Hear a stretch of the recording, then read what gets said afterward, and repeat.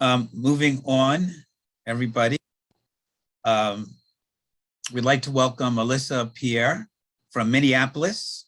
Lots of us have been anxious to hear her present on issues about affordable housing and the experiences that she's had in Minneapolis. Alissa Pier is an award-winning architect who is the vice president and senior most member of the Minneapolis City Planning Commission. Presently, she is the principal architect of her own small firm and based in Minneapolis and lives on the city's north side, where she is a dedicated and vocal advocate for equity, both in the architectural realm and beyond. I took that from one of the conference materials I saw online. So Alissa, thank you so much for joining us. You have a lot of expertise in an area which is very concerning to us right now. So without further ado, please join our group and share your experience. Hi, everybody. Can you hear me okay? Perfectly.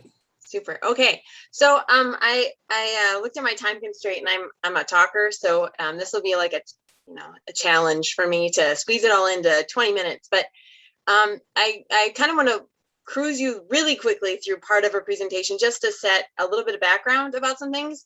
As Alan said, I was the vice president of the Planning Commission. I served for almost right around 13 years. So I was present for both the previous comprehensive plan and the current one, our 2040 plan, which is what it's called. And that's what kind of set the wheels in motion for a lot of this policy that you probably have heard about in your neck of the woods, because we also had this 6-figure PR campaign that told everyone how brilliant we were for it. Anyway, during that time, I heard or decided on over, I think, 5,500 land use applications that came before the Planning Commission. So I've kind of seen it all. I used to co-chair the Urban Design Committee for the AIA here in Minneapolis. And so that's kind of something I'm nerdily into. I also, as Alan said, live on the city's north side, which you're going to learn a little bit about here in a minute. So if I'm talking too fast, which I tend to do, please, somebody just go like, so I slow down. But I'm going to have to try and squeeze some stuff in just so I can make some points and it makes sense to you. Otherwise, it's going to seem like I'm pulling stuff out of thin air. So I'm going to share my screen for a second, if that's all right. Oh, you got to, I guess, enable me to share my screen. Sorry. You are enabled. Yay, hooray. Okay. By the way, as secretary, I may ask for some clarifications afterwards, but I'll come back. Actually, that would be fabulous, because I think I could, the Q&A part of this is probably much more valuable to you than me yakking about my experience. So can you see this thing that says affordable housing policy beyond the soundbite? Yes. Yeah. Okay, that's from a previous presentation I did for a different group months ago, but a lot of it's relevant, so I'm just going to pull some visuals. So if I'm cruising through some slides, don't worry, this wasn't set up for you, so you're not missing. I mean, you're missing stuff, but nothing important. So the things that we tend to hear talked about, and feel free to nod if this is what you're hearing, is elimination of single family zoning or universal upzoning, additional dwelling units, increasing in density as being the solution, and then addressing minimum lot sizes, all of these being, Hail Marys to solving affordable housing.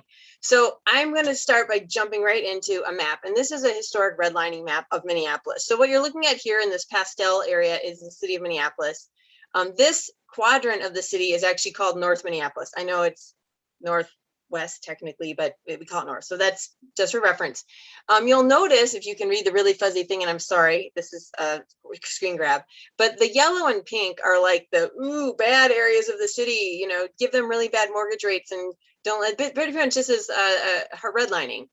So this is where I live, and I've lived here for over 2 decades. And then the blue areas are like, yay, everyone wants to live here. It's by the lakes and it's really expensive and blah, blah, blah. So just to set you up, this is how things were almost 100 years ago, for a little historic background. This is where we have found racial covenants in our city, which I'm sure is maybe coming on your radar. It's kind of a hot topic around the country. It's really interesting. Red means that people of color were prohibited from owning land in those parcels. So here is North Minneapolis, by and large, pretty devoid of racial covenants, mainly because that's where they actually made a lot of African Americans live and Jewish families, oddly enough. So this is where most of those communities had to live because there weren't other choices.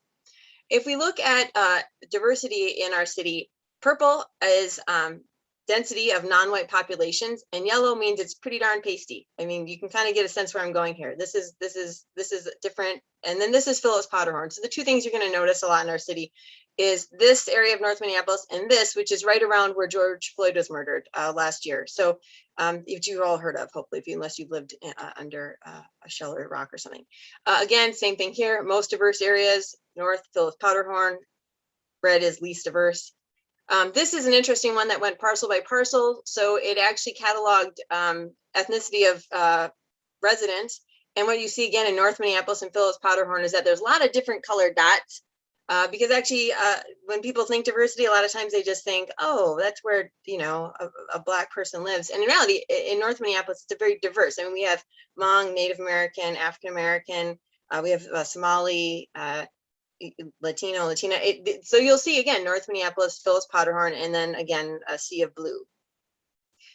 This is our parks system, our access to green space and lakes. So you'll see we have like this great park land along here. We have this thing called the Grand Rounds. We have the Mississippi River and all these little purple things are parks. So it looks all hunky-dory and like we all have it pretty equitably distributed because the vision back in the day was that everyone should be within 6 blocks of a park. The deceiving part of this map is that these red lines represent highways or rail corridors that pretty much essentially block off North Minneapolis from parkland, park access, accessing the lakes and the river. So, you know, sometimes I point this out because maps can be really deceiving. It looks like we're all pretty equitably distributed and then you go, oh, but we got essentially walled off. And as you point out, there's more highways up here where we get to the suburbs. This is a map of public transit. It looks kind of like things are kind of skewed all over. This is where North Minneapolis is. We don't have a lot of access to public transit and this blue line, it will never happen. It's light rail that unfortunately they did not finish negotiating with the freight rail lines, and so that's never going to happen there. So in any event, lots of public transit in other areas, not so much in my neck of the woods. This is all of Hennepin County. This maroon spot here is North Minneapolis. This maroon spot is Phyllis Powderhorn. These are asthma hospitalization rates. So we have really poor air quality there. Why? Because we have a lot of industrial land there. There's actually a lot of industrial land over here, but not the same air quality issues. And I'll let you draw your own conclusions as to why. Here's homicide clusters again, North Minneapolis, Phyllis Powderhorn. So you're kind of getting the sense, right? You get it as feel for Minneapolis. When I say North Minneapolis, you're not picturing, you know, the hoity-toity parts of town. When we look at median income by race in Minneapolis, you can see, oh, it didn't show up in color, but anyway, white families, shock of shocks, have a much higher median income than people of color and families of color in our city. Same with home ownership. You're almost twice as likely to own your home if you live in Minneapolis, if you are a white person than if you're a person of color. And again, I think your previous speaker talked about cost burden households. The blue represents cost burden households by ethnicity. The orange is what percentage of those are actually severely cost burdened. So over half their income goes to covering housing costs. So you can see we have, you know, a big problem here, which is universal around the country. I think we see that affordable housing's a need that everyone has, but we have a lot of equity issues in terms of historic inequities that have compounded all of our problems and got it where we are today. So I always bring this back to the Fair Housing Act, because back in the 60s, we passed a bunch of civil rights legislation, and they said that you couldn't segregate areas, and that every site or housing site had to be accessible to educational, commercial, and health facilities and services that are at least equivalent to those typically found in neighborhoods consisting of largely unassisted public housing. So common sense, right? It has to be accessible to transit, has to be close to jobs, has to be close to parks, stores, restaurants, all those kind of amenities, access to healthcare, have a quality school system nearby, and be inclusive with all of your city's resources and amenities. So of all the maps you just remembered, did any of that ring true to you, that we have at all ever, you know, kind of hit that? Well, again, here's the city. This is interstate, this is a highway, this is a freight line, this is another highway. These are the only access points across those highways to get into North Minneapolis from the rest of the city. And actually these two are kind of the same, but I gave them separate arrows. So in reality, we have like 6, really only 5 access points. These are our 3 major commercial corridors in North Minneapolis. And this is the number 4. And does anybody want to guess what the number 4 means? And I know I don't have the time, so I'm just going to pretend that none of you guessed it correctly, because no one ever does. 4 is the number of places you can have dinner in a sit-down restaurant that isn't fast food in the entirety of these 3 commercial corridors in total. Like not on a corridor, not on a block, in total, that isn't fast food. If you want to take your kid out to celebrate something with a dinner, there's 4. Other areas of the wood have 4 on a block. So I'm telling, when I talk about disparities, and I'm sure you've heard about disparities, these are things that are like very real in terms of access to goods, services, and things that everyone else takes for granted. So again, this is where we have located our subsidized housing in Minneapolis. If you'll notice, we've only really located them in the same areas that were historically redlined 100 years ago, right? So does this look like we are in compliance with the intent of the Fair Housing Act, which is 50 years old now at this point? No, we kind of kept everything away from all those access to transit and amenities and jobs and healthcare and parks and all that stuff.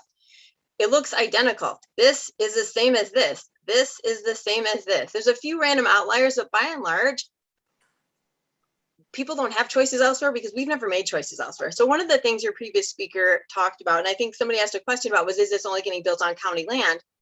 If you perpetuate those things, you're going to get these same outcomes, which has not worked for 50 years. We didn't solve affordable housing crises by just continuing to concentrate poverty in areas. We have to look at larger than that and actually look for better solutions. So when you see things like this, you can go, why aren't people living elsewhere? Why do people always live in these areas that have no jobs? And then they have to commute a long distance and they have to drive cars because there's no transit. And then of course it's a gas price issue. And then it's also about environmental issues and gas and pollution and all these things. It's because we don't make opportunities anywhere else. They have no choice. Like this is redlining, only we call it something different. So I'm cruising through some stuff here. So the problem that we have heard is that there's just not enough affordable housing. We need to build more of it, right? Because that is the obvious problem and solution, right? But actually that's totally wrong. The problem isn't that we don't have enough affordable housing. The problem is that we don't have enough equitable affordable housing, right? So the solution isn't just to make a bunch more housing, it's to make a bunch more equitable affordable housing. And that's the key difference that I think a lot of policymakers are missing. They focus on the wrong metric. They focus on dwelling units, which is actually even a further exacerbation of the problem, because in reality, the number one demographic most in need of affordable housing is families. But when you focus surely on dwelling units per acre, which is a measurable thing where they can go, oh, we made 20 widgets. Oftentimes what you'll see is that you get units that are efficiencies, micro efficiencies, 1 bedrooms, things that are not at all appropriate for families, right? So you took your biggest source of need and you're patting yourself on the back for making a solution to their need. In reality, they can't use it at all. It's like giving grown men baby onesies and saying, well, we gave you clothes. I mean, you pumped out a 1,000 baby, onesies. It's not going to clothe a single grown man, or woman. So it's the wrong metric, but it looks good on paper because it's something we can count, right? So I think we need to start looking about how we actually are measuring things and actually start going back to what the real problem is. So we need to look at location, materials, unit size, amenities, especially after this last year. I don't know how a family in a 1-bedroom apartment did distance learning during COVID. I did it in a house and it was enough to make me wish I had invested in Advil. So I don't know how anyone does it in one room. All right. So like I said, it's not about dwelling units per acre, it's about dwelling units for people. And that's the thing that keeps getting lost. So it's about location, right? But it's not just about location. So in Minneapolis, one thing we did was we passed this inclusionary housing ordinance. And what it did is we said, well, we keep building all these units. We're building like thousands and thousands and thousands of units every year. And boy, it sure would be nice if in all the density bonuses and height allowances are being given, if they would have to actually include affordable housing in their dwelling units. That way, again, we get rid of that bubble where we keep concentrating it only in the area that has the cheapest land and the worst health outcomes and the worst educational outcomes and all these things. So we passed it. The problem is the same time that it was proposed, it came with 3 giant loopholes. So one was we had cash in lieu of payments, which means that if I was a developer and I was going to build this super high-end apartment building for, let's say, 100 units, I could say, you know what, though, the amenity my clientele really wants is to not live near poor people. So we're going to allow people to, we're just going to pay, we're going to write a check to not have poor people in our building. And we feel good about ourselves. And the city says, thank you, we'll throw that toward a project in North Minneapolis. And everyone walks away thinking it's a success, right? But in reality, the whole point of it being inclusionary was that it would include people everywhere and give people equal access, or at least somewhat equitable access to the same amenities, like, I don't know, a place to go eat dinner, right? The second one was that you could do offsite units. So you could say, well, look, I don't want to put the people in my building because it's a really fancy building, but I'll put them within a 1/4 mile or 1/2 mile of my building in this other probably crappy looking building. I mean, that's not what they would say, but that's inevitably what we see. I mean, you can tell the affordable housing projects from the market rate ones very, very easily, usually. However, there's another loophole to that says if you get permission from the city council, you can put it anywhere. Which the way Minneapolis works, we are a strong council, weak mayor system, which means that our city council kind of runs the show. The most powerful person in our city isn't our mayor, it's our president of our city council. So if the president of the wealthy, or the city council member representing the wealthiest ward in our city talks with the city council member from the poorest ward in our city, and they like, hey, I got these 20 housing units, my ward doesn't want them, your ward, it looks good if you provide them, what do you say we propose that? Who's going to oppose that if the two wards it's coming from and going to are in favor of it? Nobody, which means essentially we allowed people to put these affordable units anywhere in the city. So again, goes back to that same red dot map where we keep concentrating subsidized housing only in certain areas. And then the third thing is you could just donate land to the city. So it's almost like cash, only it's land. So anyway, it seemed to me like it had the potential to be something really cool. And instead it was something that was led by developers and then totally missed the point. So is it location though? It's not it. That's not all. It's unit size, it's amenity, it's a building material, because oftentimes when we think of affordable housing, we think about things that are cheap to build.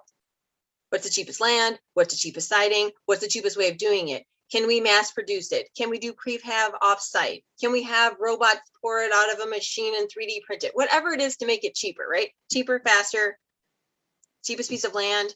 The problem with that is that oftentimes when we skimp out on materials, it has a higher life cycle cost over the time of the course of the building's life. So like what we see now with the affordable housing policy that's coming out of Washington, a huge chunk of that money has to go to actually upkeep public housing that pretty much fell into disrepair. And a lot of that's because we didn't invest in high quality materials. I'm not talking like gold toilets and crap. I'm talking like really, really high R value wall construction, quality roofing, quality windows, doors, durable materials. That way they can take a beating and keep on going, you know, because let's face it, there's a high transient population that goes through a lot of public housing.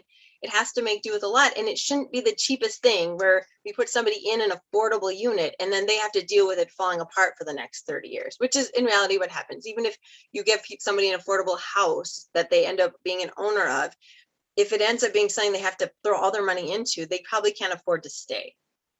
So let's see, I'm going to skip through some stuff here, blah, blah, blah. Elimination of single family zoning. Okay, that one, I just want to point that out. So all the maps you saw earlier, you saw where all of those different facets really honed in on replicating those same historic inequities. We prevented people from living in certain places based on the color of their skin, right? The one thing that you won't see a map that matches any of those health disparities, access to amenities, jobs, all those things. The only one that didn't link to that is this map. This shows our single family zoning in Minneapolis. And you'll notice that it is nothing like this map. So single family zoning was painted as this big reason why we had these historic racial inequities that have trickled down and led to the loss of generational wealth for generations, literally. But if you look at it, we have literally the same ratio of single family home or single family zoning throughout almost our entire city, except along the river, which used to be industrial, and in our core, in the wealthy areas and in North Minneapolis and in Phillips Powderhorn. This wasn't the cause.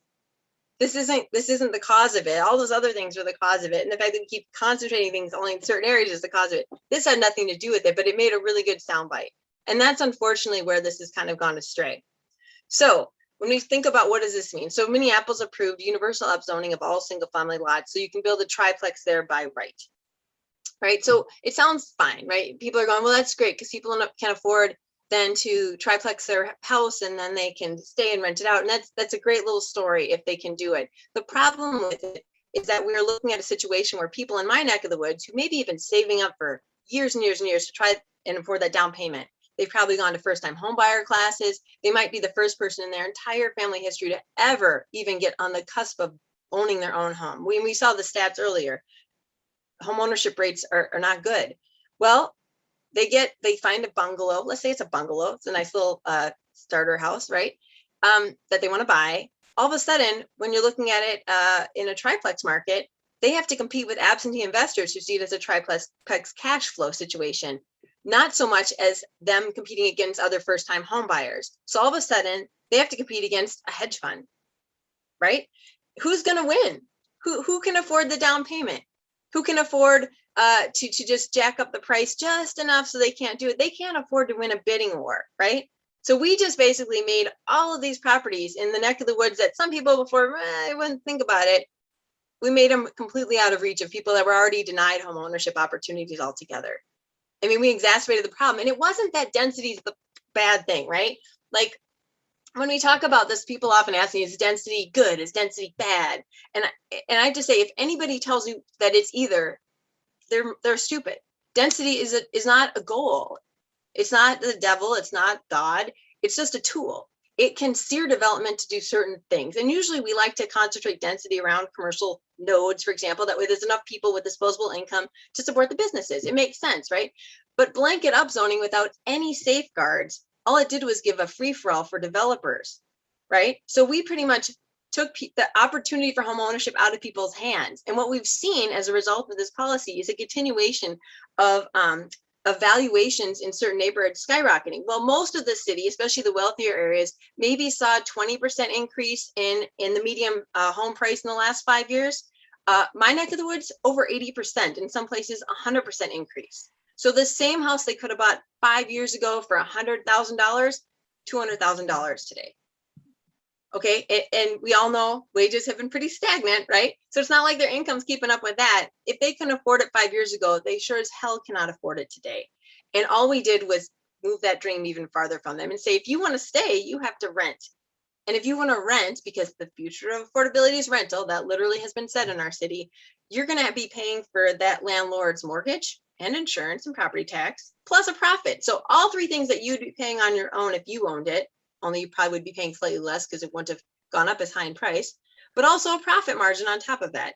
And I'm not I'm not saying landlords shouldn't make a profit. That's their jam. That, I mean, you got to still pay for repairs and all that stuff. But in reality, we're telling people they can only stay in their communities if they're willing to pay more to people who don't live in their communities. And that's the problem we saw in North Minneapolis, was that we're 17.5% of the land mass of the entire city. But when we looked at our problem properties, our tier 2 and tier 3 problem properties, which is like bad and really bad, over 40% of both of those tiers were in our area of the city. So 17% of the land mass, but over 40% of tier 2 and over 40% of tier 3 for the entire city were here. And of those problem properties, over 74.6% of them were owned by entities outside of our zip code, which means we have an absentee slumlord problem. We don't have a rental problem. We don't have a landlord problem. We don't have a homeowner problem. We have a slumlord problem. And the problem with that is that they don't see their tenants as human beings or neighbors, like a local landlord might. They see them as cash flow. They're easy come, easy go. There's a reason they'll evict them like that for not payment. When a local landlord who lives 2 blocks away might say, well, gosh, Jason, I know you can't pay this month, but I know, you're working hard at it. I'll do what I can, work together, come up with a solution. That's what local landlords do. The other problem with absentee landlords is the biggest one. Well, the biggest unspoken one is that the first of every month, it leads to a massive capital flight. So at the first of every month, when you pay your rent, instead of that dollar floating around the community like a local landlord might, I think it's about the stats like 7 times before it leaves, supporting local businesses, which of course leads to people having jobs, that leaves the zip code. And since we know, because of our data, that a lot of households are actually over 50% are cost burdened or severely cost burdened, that means that over half of the income of North Minneapolis leaves North Minneapolis at the first of every month. I mean, tell me we won't be perpetually subsidizing the commercial corridors in those neighborhoods.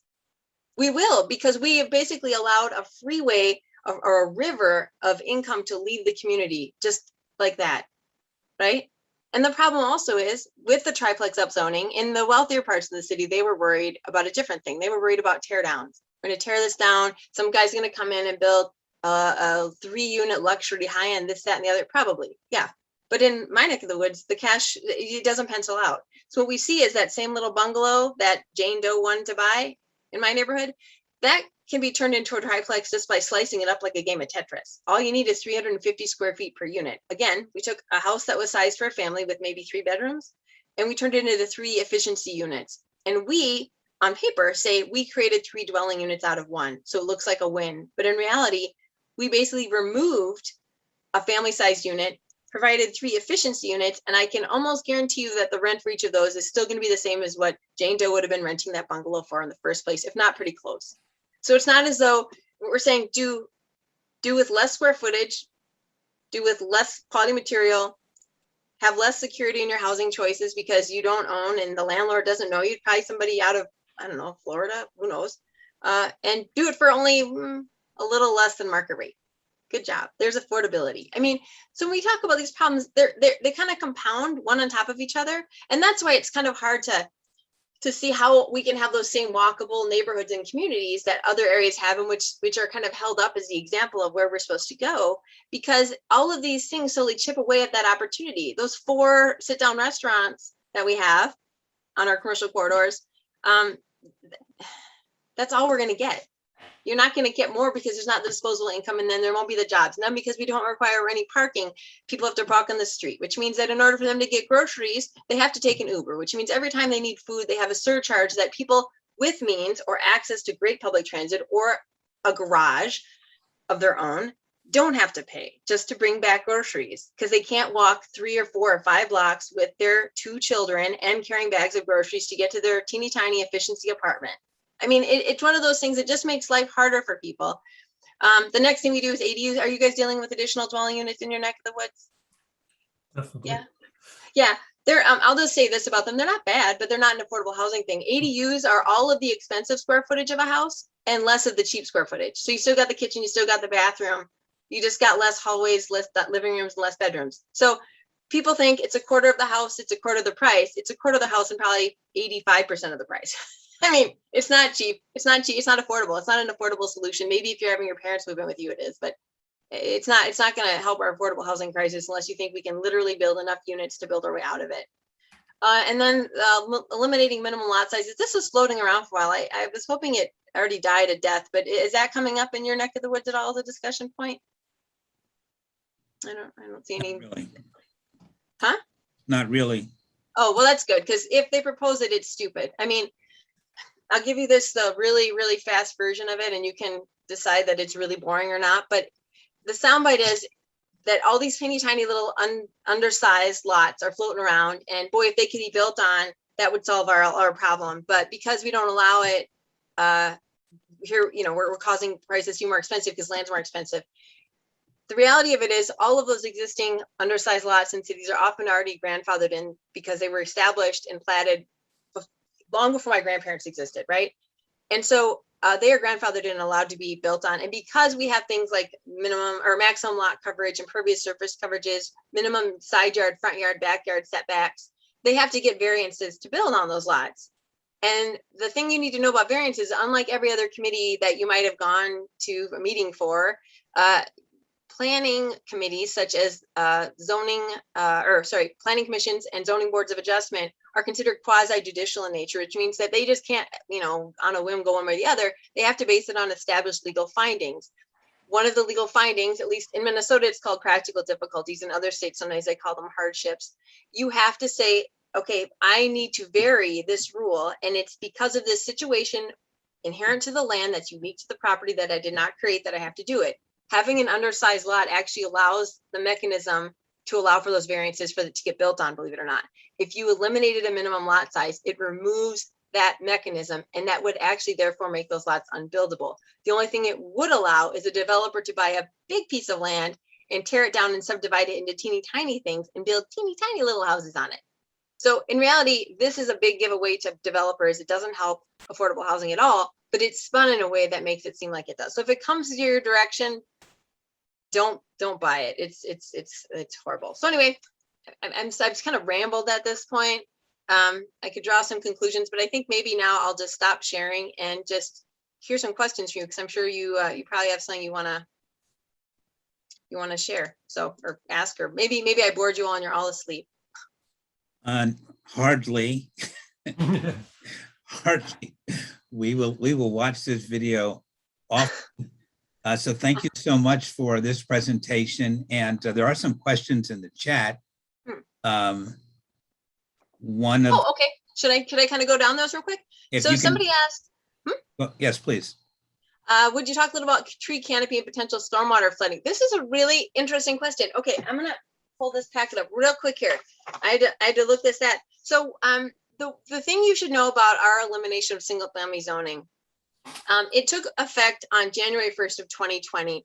And then it took about a year for the zoning code to be amended to reflect it. So we had this time frame we had to meet, and we didn't meet it as a city. But anyway, so there was this golden year where we could study data from saying, well, for example, if a development project came forward, they kind of got to drive in both lanes, because instead of just having to adhere to the old zoning code, they could say, well, we should be allowed to get this variance or to get this conditional use permit, or this, that, and the other, because it'd be allowed under the new comprehensive plan. You just haven't finished writing it yet. So we were able to see variance requests and other land use applications come through that specifically cite the 2040 plan as a justification for approval for something that ordinarily wouldn't have been allowed under the previous zoning code. Does that make sense? So instead of us just guessing, oh, this project wouldn't have gotten through under the old one, we were able to see in writing, because it's all public documentation, which projects came through the process that cited that as the reason why they should be allowed to build taller and denser and cover more land and this, that, and the other. So that 1 year of data, let's see, we had, I'm just going to give you some numbers here. We had, I looked at 68 projects that went through. We had more than 68, but I compiled 68 that cited it. Those projects totaled 391 stories in height, and of those, 163 and a half stories were approved in excess of what would have been allowed under the previous plan. Projects, the linear foot was 1,721 linear feet higher than we would have allowed prior to this. The average floor area ratio. So do you have floor area ratio in your neck of the woods? Okay, yeah. So, okay, the average floor area ratio that was approved was 1.3 above what was allowed under the former zoning code. 83% of the projects approved received a reduction in the setbacks to the required yard, and I'll tell you what that means in a little bit here. The lot area of the projects totaled 2,748,000 and some square feet.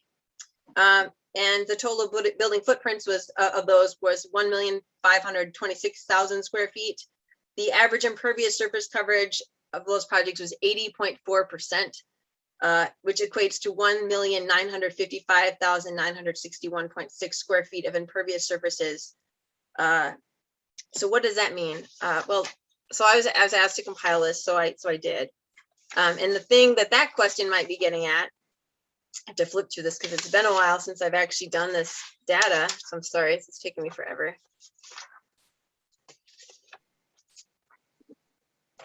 All right, so of the 63.1 acres that were developed, 44.9 of those acres were impervious. In other words, stormwater will not permeate through them. That equates to 7.8 Minneapolis, a median size of Minneapolis city parks that were essentially paved over as a result of this. Of those projects approved in that year, only 57% met their minimum tree and shrub requirement. One might surmise, and this is speculation, this one facet here, that the reason they couldn't meet their tree and shrub requirement was because there probably wasn't enough land for the trees to grow on, because it needs a certain amount of space for groundwater to infiltrate and for root systems to grow.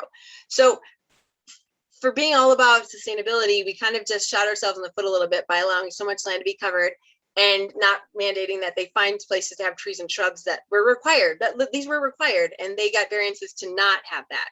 So that's kind of telling. So that answers that question to that person. Sorry. Let's see, where are we here? Gosh, the thing slid down. I have to find where we are here. Okay, somebody wants to see the slides. Okay, how would you preserve naturally occurring affordable housing in the face of planned densification? Oh, okay. So naturally occurring affordable housing. Well, number one, I think if we had more restrictions and safeguards on to prevent real estate exploitation, I think we would see a lot more local ownership, either of people intending to live in the home themselves or local landlords. I'm a huge advocate for local landlords because I don't believe in one size fits all. I think different people like different things. Some people always want to own a home, and some people never want to own a home. And then there's a whole range of people in between that rent, and then they own a home, and then sometimes they rent. I mean, I don't know if you could throw a rock and not hit someone who's rented at some point, even if it was just during college, right? So we all go through these different phases in life, and sometimes we need small houses, and sometimes we need big houses, and sometimes we need condos, and everyone's different. And so we can't keep one size fitting all everybody. And part of the nice thing about allowing for rental is because you do need rental, and to have rental, you have to have landlords. And so I tend to think that a landlord with a human face who can see someone as a neighbor who literally is a neighbor because they live within a certain geographic proximity is going to see that person more as a human being than just a cash flow number on a spreadsheet. And so in my mind, and this is anecdotal. I wish I had data to actually, I wish I get paid to study this, but I would love to dig into what the average rents are for landlords based on geographic proximity. I suspect, based on my own understanding of my neighborhood, that it is far below market value for local landlords because they'd rather rent to people that they can see. And so because they can see them and they know them and they get to know them, it's not as expensive if they're taking a gamble going, well, I'm renting to somebody in 2 states away. So this is what the market is, you know? So I would say that to me is a protection tool right there for keeping things affordable naturally. Another thing is just to allow more opportunity. And I can get into some ideas later about things we came up with as suggestions that the city council kind of ignored. Yeah, I can give you slides. Yep, I can give you slides. More slides. A little bit tree. Okay, tree canopy. Oh, YouTube, scary. Sorry. Somebody asked about filtering. Our planning board claims that even luxury housing helps because people move to less expensive houses. And I love this argument. Okay, do you guys remember back in the 80s during President Reagan when we had this whole trickle down economic thing, and like if you like just provide enough at the top, it comes down and it helps everybody. Remember how that worked so well? Yeah, that's how it's going to work with housing too. Unless you can literally outbuild the number of units you need, it will never work that way. And here's another thing to consider. I think the stats that I read the reports keep shifting so frequently. It's either 1 out of every 5 or 1 out of every 7 home sales right now is being sold to like investment companies, like large scale hedge funds and stuff. So that logic might actually work on a free market, like completely if you know, but considering that, you know, 1 out of 7 homes being built, and then there was a giant multi-billion-dollar public offering for another company that's going to then commission either acquire homes to convert or to maintain or to construct. I think it was like 7,000 some new homes in one city or something. Speculatively, to harness this rental market, that's a manipulated market. So even if somehow you manage to create enough housing units to meet that demand, you'd have to rely on the fact that you have this benevolent capitalist at the top that's willing to lower prices instead of going, you know what, I'm just going to sit tight on this for a while and squeeze it a little until you just pay more. And that's the trick too, is you'll see these elimination of maximum occupancy, and it's all promoted as this whole blah blah blah, the family unit. And I don't care how people define their family. I think it's great that we have all sorts of non-traditional situations. It's all awesome. However, it's actually, I think, being pushed by developers because they know the trick to increasing rent and not having to provide more units is just you just have poor people that have to have more people live with them. I remember there was a house fire a few blocks away from us, maybe 15 years ago or so, and it was like a 3-bedroom house, and there was 17 people that had to be rescued from it. Like 17 people, because that's what it took to make rent. And that's what happens when you have slumlords, is they don't care the living conditions of the people living there because they don't think they're those people. And so anyway, I'm sorry, dehumanization of people based on real estate exploitation is huge. So yeah, so that whole, it'll filter down if you build enough.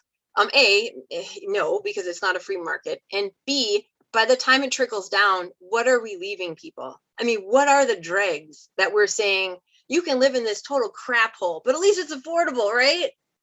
I mean, come on, who should be, if anyone is thinking that that is the definition of success, I would like to speak to your mother, because that is just awful. So yeah, so it doesn't work. It didn't work in the 80s. I'm a child of the 80s. I remember how that went down. So I don't know if you guys lived a different existence than I did, but it didn't work then. And it's so weird that I'm in a really progressive city and we act like it's gonna work here now. I'm sorry, I'm reading through these things. there's a question about increased taxes as a result of Oh, I'm so glad whoever asked that question. Okay, so here's the other little skinny pants about that. Because we didn't actually pay attention to the 2 things that are most leading to increased costs of housing costs. I mean, other than just pure greed. But the other 2, the main drivers, even from landlords that aren't being greedy or from people who are trying to hold on to their homes. One is insurance, because of course we have all this catastrophic natural disaster stuff happening all over because we don't give a crap that our planet's burning. And so we have all these terrible storms and flooding and fires. And so our insurance rates are going up around the country because we got to pay for this, right? Like you build on a floodplain, your house washes away, but you still want to build there, you keep building there, right? So we got to pay for that. So insurance rates are going up. And I challenge any of you to try and take a look at your insurance bill from this year and compare it to one from 10 years ago, but do it sitting down so you don't hurt yourself when you fall. The second thing is property taxes. And the interesting thing about that is because we did this one size fits all upzoning without any safeguards, it was like a free for all for communities like mine, right? So like I said, the median price of houses in our wealthiest neighborhoods in Minneapolis went up about 20% over the last 5 years. And in my neck of the woods, they doubled, right?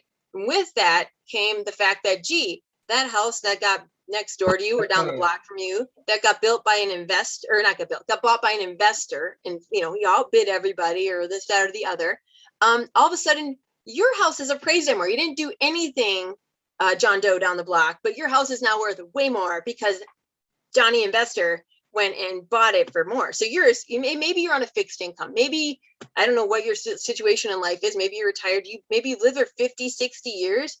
You might be priced out because in neighborhoods like mine, we have seen property tax increases of 15 to 20% per year for the last 5 years in a row.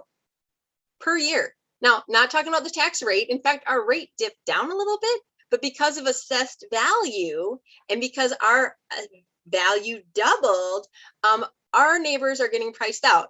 And you can't blame a landlord for increasing the cost of rent if the county is charging 15 to 20% more in property taxes every year.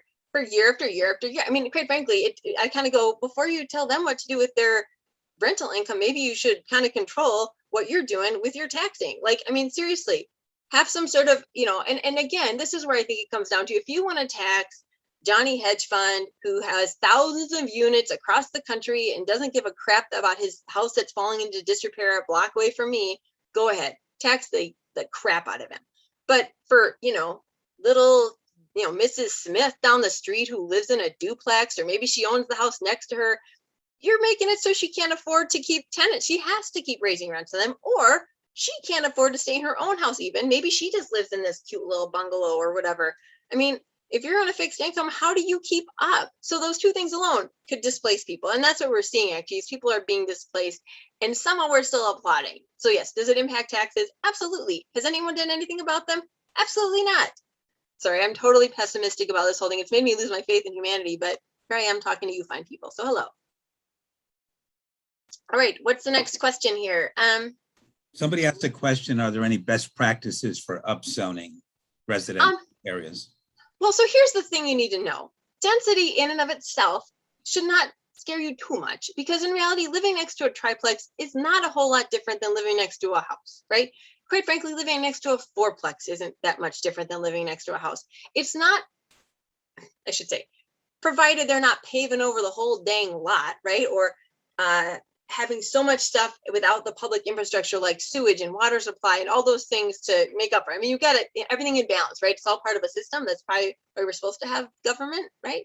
To understand how systems come together. So that alone shouldn't scare you. What should scare you is the fact that your neighbors are being displaced and prevented from being the people that live there, whether it's today or tomorrow, or the people that benefit from the equity of those houses, or the people that rent to, their niece or their nephew, or who knows, whoever, right? So, so I would say the best practices come from how can you safeguard that sort of thing. So it isn't saying it's all single family or nothing, or it's all upzoning or nothing. It's to say, if we do upzoning, we should do it in a way that incentivizes the kind of upzoning we want and disincentivizes the upzoning we don't, that we know causes harm to those communities. Because supposedly we claimed, at least in our comp plan, to care about equity issues. And if we care about equity issues, maybe we should care about whether our policies exacerbate those same outcomes or not. Because that, to me, in my mind, passing this without any safeguards is the new form of redlining.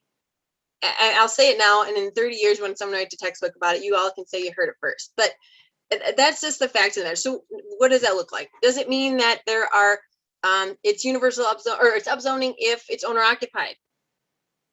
That's one. I mean, it doesn't make for as clean a soundbite. I totally get it, but that's one option.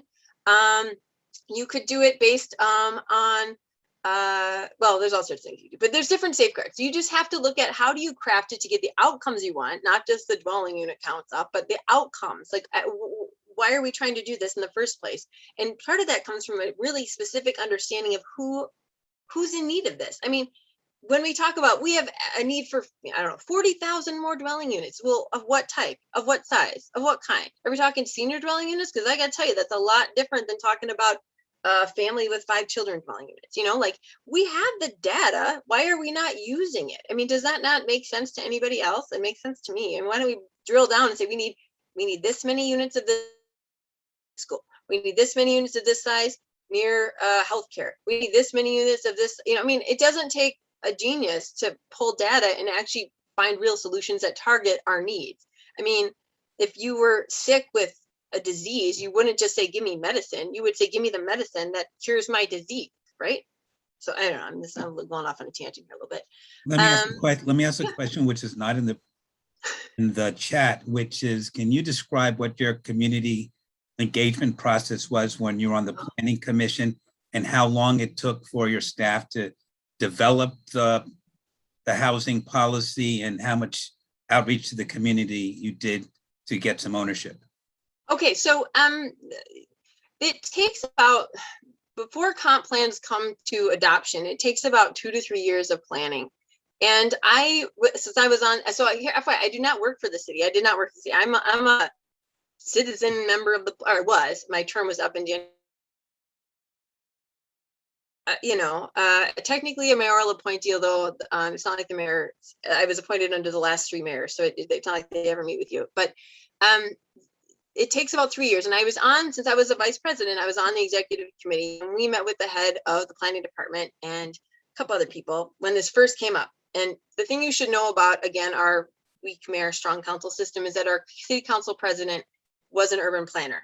She was from a rural, but she worked down in San Francisco for a while. So she's really pro bike lane and whatever else. So she had this idea about this universal upzoning stuff. And so the planning director was hired to implement that. And at this meeting, this executive committee, I still remember it, it's like yesterday, they brought up this idea, well, we're thinking of upzoning all single family lots to 4plexes, to allow 4plexes by right. And I remember sitting back and going, God, that is so fascinating. Like, I haven't heard that being done. Like, and then because I live in North Minneapolis, we have to, we call it designing defensively, right? Like, you don't just think of the rainbows, you think of oh, where are the cliffs we could fall off of here? So I go, well, you really would need some safeguards, and she said, oh yeah, don't worry. Actually, we have talked about that already.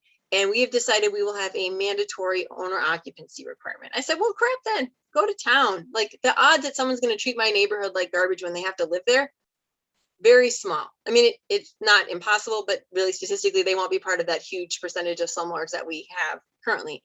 So I was like, interesting, cool. Well, as it kept getting unveiled and through that 2 to 3 year process, it kept getting stripped down more and more to where all of a sudden there was no safeguards allowed. It was messing with the soundbite. And I say messing with the soundbite because we had a 6-figure PR campaign to send these stories out, to plant them all over in all sorts of periodicals around the country, making this economic argument about affordable housing. The thing we didn't spend $1 on was actually hiring any economists or statisticians to run the data to see if any of our policies would actually create those sort of economic outcomes, right? So what did our engagement look like? This was really interesting because we spent a lot of money on engagement. And since I live in North Minneapolis and I've been here for 20 years, I've been to a lot of small area plan meetings and community meetings and neighborhood meetings. I mean, we're meeting up the yin and yang, right? And so I've been to a lot of bad engagement meetings, right? And then I've been part of some really good ones. So I actually tend to really value and appreciate high quality engagement. And we actually had been really blessed with a small area plan 15 years ago now, 16 years ago, maybe 17 years ago, whatever it was. And it was wonderful. They actually was one of the most expensive small area plans the city had done at that time, but it had actually reached people in my community. And we had about 20 different plans for North Minneapolis in the last 70 years. And this was probably the only one that actually reflected what the community wanted instead of what the city thought they should tell us we wanted. And that was really cool, right? So after coming off of that and then going into this, I thought this would be like that. I thought we learned was that we had all these meetings and we went, and we talked about, the purpose and the intent. And we pulled out those maps. Well, some of the maps that I showed you, not all of them are from there, but so we pulled all that stuff. This is about equity. This is about affordable housing. This is about all these things, right? And then people gave their feedback. And then there was a spreadsheet that cataloged their feedback that the city planning department kept. But in the end, I don't think that the plan draft that was created would have been any different had we not done any of that at all. I honestly, I'm not sure any of their feedback made a damn bit of difference. And it kind of breaks my heart to say that, because I was there saying, no, we want to hear from you, because I did. And a lot of people did, but a lot of people weren't the people at the head saying, no, this is going to be what it is. And I know when it came through the planning commission, because we have to approve it and then it goes to city council and they have to do we made a bunch of amendments to it. None of my amendments about why I thought this without any safeguards was a good idea. None of that happened. And then it got to city council and a bunch of our amendments got stripped out of it. And then I think over 100 amendments were made to it.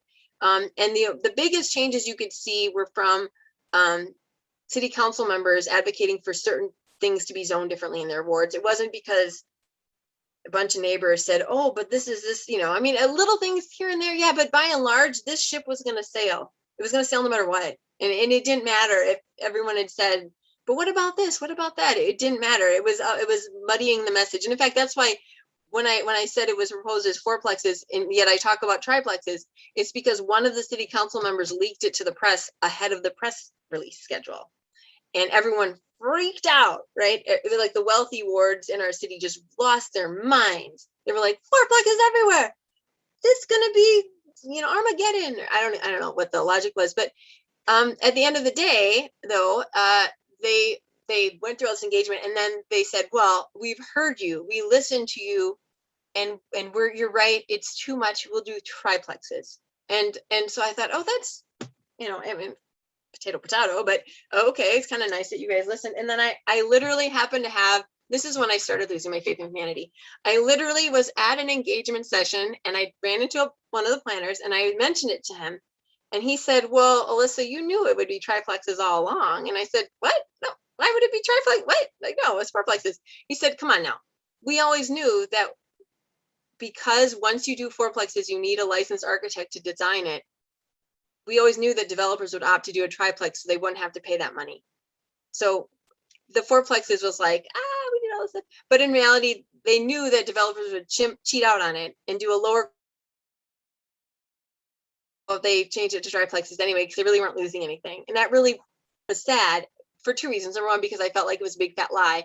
And number two, because I'm an architect, so I'm totally biased, totally full disclosure here. But I think design matters. And I think that if anything, we should have said, if you build on a lot, if you tear down, for example, and you want to build this multi whatever, you can do a single family home, or you can do a duplex, or you can do a fourplex, but you can't do a triplex. And the reason for that is a duplex and a single family home. Yeah, duplex costs more than a single family home, but in reality, you could kind of mush out the cost because it's a shared roof, it's, party wall, blah, blah, blah. The fourplex, you'd have to have someone who knows something about design, which in theory means that at least stand a chance of having more contextual appropriateness to a neighborhood, to scale and character. Even if it was different, it was so different, at least you'd hope it had some design to it. But the triplex, the fact that it was kind of the default so they wouldn't have to have it designed well, seemed to me to just shoot everything in the foot. So I think that kind of stuff will ripple and impact communities years down the road for generations. I mean, whatever you build, whether it's awesome or crap, is going to be like a 50-year thing there, maybe 30-year at this point, based on how we construct things these days. But that's something they got to look at. That matters. So, Well, thank you so much for coming to the end of your program. Sorry. But we've really enjoyed this. Any parting thoughts you want to leave with us? Because we are dealing with these issues 24/7 now as our planning board and our county council rushes to a conclusion before the end of the year. Do you have any parting thoughts for us? I mean, I think that the two things I would say is, number one, ask for accountability. The thing that I never got an answer on was, okay, so we do this. How many, if we're supposed to achieve affordability, what specifically does affordability look like? Don't tell me percentage AMI, tell me how many units will you create? Or what impact will this have on the cost of a house or the cost of renting a place? Like, specifically tell me, how do we measure if this is a success or a failure? What will this policy do that we can put on a notepad and then say we met it or we didn't? Like, don't let it be this mushy, feel-goody, we achieved affordability. Say, define for us what this policy will lead to that is success for achieving affordable housing outcomes, or whatever they're calling it now, attainable housing, or whatever PR thing they're saying. Define it, make them define it, and then say, what can we reach? Because nobody ever defined it. Nobody ever answered that. And after the fact, when I went through, I found one really obscure spreadsheet that said that the policies would create between 30,000 and 194,000, I think it was. Gosh, I'm going to mess up my numbers. It was some huge range of, 100, oh gosh, here if I can find, oh, here we go. Yeah, between, 30,000 and 196,000 dwelling units would be created through this policy, which is huge. If you consider that we made over, I think, 20,000 new units in the last 3 years alone. So way to pick a low number. We'd hit that, actually, we'd exceed that if we just kept going the way we had been going. So really dumb metric, who's doing your math?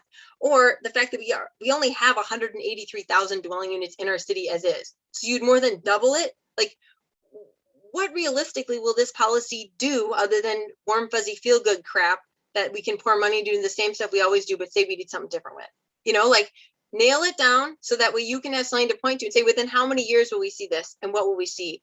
And then in that many years, demand an answer. And that's the thing. And everyone says it's data driven, but nobody shows you their data. So that's, I guess my advice would be, make them draw a line so you can tell whether they cross it or not. Because if it's all smoke and mirrors, they will never define the line for you. And that's the thing about the worst thing about all this. I can go on about all the horrible outcomes and everything. The worst thing in my mind about all this is that it's often being done in the name of equity, for helping people who were historically disenfranchised. And oddly enough, this will push those communities farther from those goals than they are today. I mean, that's the most disgusting part of this whole thing. And so if they're going to do it for a reason, they should do it to achieve that goal. And if they're not, they should just be honest and say it's a giveaway for developers, makes people feel good, and they're wasting money. I mean, if I sound like, I've kind of given up, but it's a little frustrating because we're going to spend a ton of money, billions of dollars on affordable housing initiatives. I'd rather spend a little more than that and do it right than spend billions and just perpetuate the same outcomes that we've done already. Because they're not working. Can anybody just for once come up with something that it's going to cost money. It's going to cost money not to put it on the crappiest land. It's going to cost money not to build it out of the cheapest crap. It's going to cost money to help mentor people in home ownership or how to be a landlord if they're being a landlord for all this stuff costs money, but it'll pay off down the road when we're not having to go through this again and again and again and again. Like, we can actually solve something, instead of kicking the can. So anyway, I don't know if that gave you anything you can sink your teeth into, but I would say just hold them accountable, make them define it themselves. I mean, don't you try to define it, have them define it. Well. Alissa, you still there? Yeah, I'm still here, but I kind of forgot it too. So who had the question? I think it was about parking. Was it about parking? Yes, parking, yes. Okay, so this is one of those things where it's one of those slippery slope things. So this starts, it's all about density, then it becomes SROs, and then the parking, and then SROs. So we eliminated required parking for multifamily structures within certain geographic proximity to public transit lines a while ago. And then we just, as a city, expanded it, I believe, citywide. Oh, I thought someone would say something. And so, yeah, somebody asked about our winters. Yeah, we get really cold winters. We get a lot of snow. And if you live in one of those other neighborhoods that I pointed out on that transit map, if you're remembering back, there's probably a light rail train or a lot of buses, or there's just places you can walk to that are really close to your house. But in my neck of the woods, when we had the civil unrest after George Floyd was murdered, there's one grocery store in there's kind of two, but one was looted and the other one had closed. So we had no grocery stores here. None of our pharmacies in my quadrant of the city were left kind of unscathed. We had no pharmacies, and we had to have community members rallying donations and delivering them to people because people also couldn't get anywhere because bus service was shut down. So we were kind of in this weird, oh crap, we're literally in an island because we didn't have the amenities. Whereas, how does that fit into parking is if you have those things nearby, it probably isn't that big of a deal if you say, oh, you have to be a 1-car household or a no-car household because we're really big on bike lanes here. But if you don't, and if you have children, or if you are statistically in North Minneapolis, over 50% of our population is under the age of 18, which means half of our community is made up of families, right? Or more than half, really. So you have someone to schlep with you. And I don't know if you've ever tried to bring a kid anywhere. That's great if you have your little bike tag along thing and you live in a super bikeable community and it's super safe and cars aren't racing at 80 miles per hour. But that's not so much the case here. You can bike places, but it's really hard. You certainly couldn't do it to get the basic amenities like toilet paper and groceries and all that stuff if you have a couple kids and you're trying to load stuff. So we did away with it. The outcomes, what happened? Well, we saw the very thing I predicted, which was noticeable physical disparities between the wealthier projects and the affordable projects. So the rich projects still built parking. They still built structured parking, which is about, last time I checked, 50 or 60 grand a stall, where surface lot spaces are 20 to 30 grand a space. They still built structured parking for their people, even though their people had excellent access to transit.